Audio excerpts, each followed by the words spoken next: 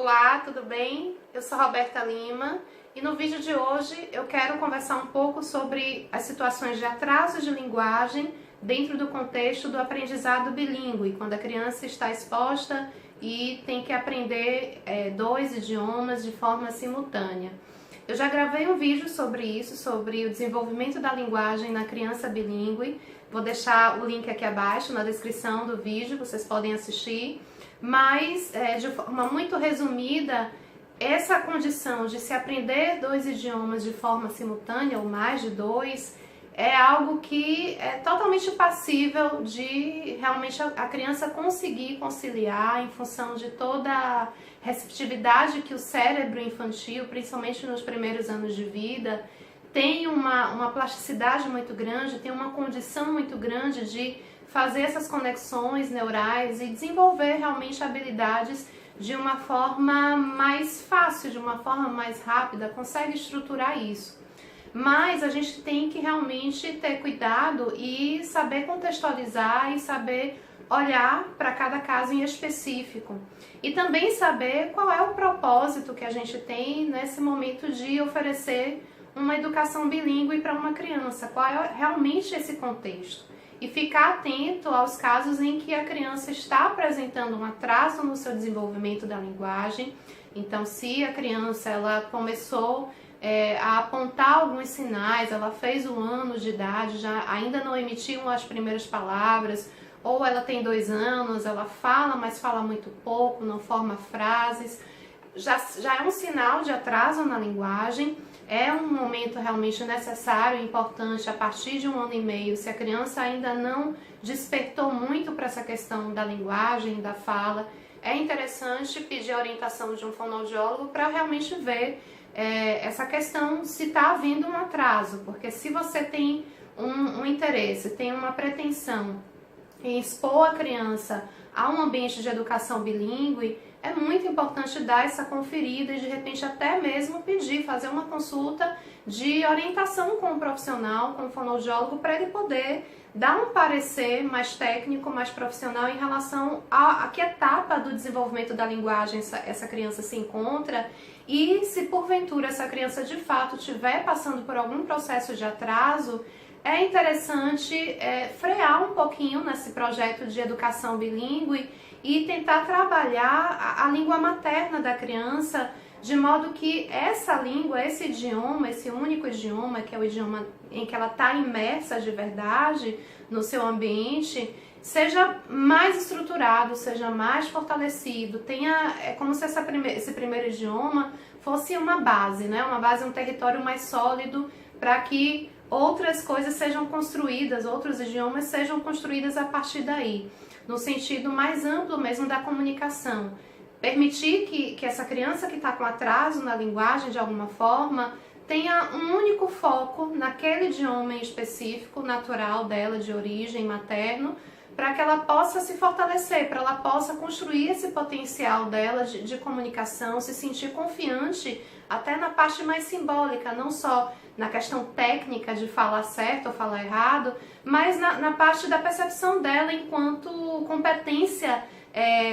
como falante, como um agente que se comunica. Então, é interessante realmente observar, abrir esse parênteses, não tem problema nenhum a criança passar, é até inclusive interessante em muitos casos, não é? Tem casos que apontam que a criança que passa por uma educação bilíngue, ela tem, por exemplo, um estímulo a mais para conseguir se adaptar, para ter uma capacidade maior de autocontrole, porque ela tem que ver qual é o idioma que está acontecendo para ela se adaptar e contextualizar e falar de acordo com aquele ambiente, com que o idioma precisa, não é, ser utilizado. Tem várias vantagens, mas no caso de atraso de linguagem, é muito importante que se abra esse parêntese, que realmente seja analisado o caso de uma forma mais específica, de uma forma mais profissional, que se busque uma orientação de um fonoaudiólogo, para poder então ver até que ponto essa educação bilíngue nesse momento é necessária.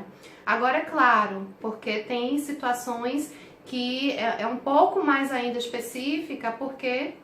de repente uma criança que mora nos Estados Unidos e tem pais brasileiros, ou tem uma mãe brasileira e um pai americano e está vivendo fora do seu país, não é? da sua língua materna, que seria o português, ela está vivendo nos Estados Unidos, aí o contexto já muda porque aquela realidade para ela é totalmente diferente. Então ela fica realmente imersa, mesmo com atraso de linguagem, ela vai ficar sendo exposta naquele processo de educação bilíngue, porque ela vai ouvir a mãe falando português, ela vai ouvir o pai falar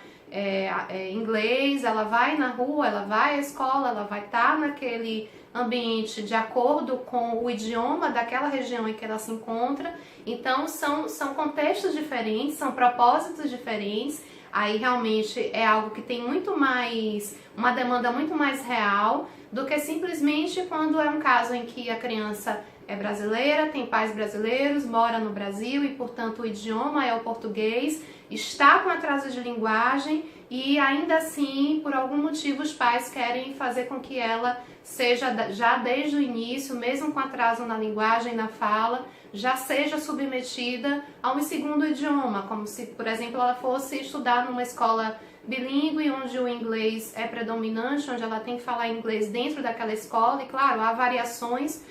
na abordagem de cada escola nesse sentido, mas